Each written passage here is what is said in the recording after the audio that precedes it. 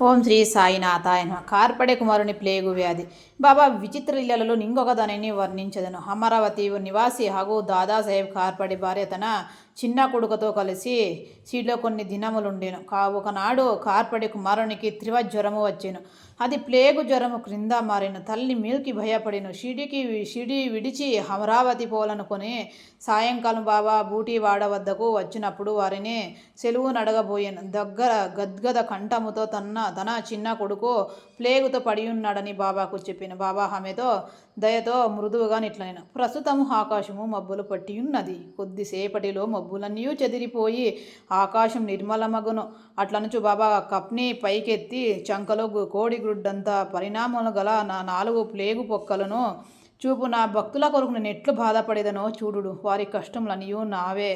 ఈ మహాద్భుత లీలను చూసిన జనులకు మహాత్ములు తమ భక్తుల బాధలు తమెట్లు స్వీకరింతురో అను విషయము స్పష్టమయ్యేను.